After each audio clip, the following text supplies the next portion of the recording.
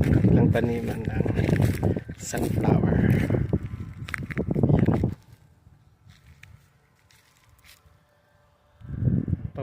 Paborito nila kainin yan, kasi pag nakikita mo sila habang nagtatrabaho may nginunguya.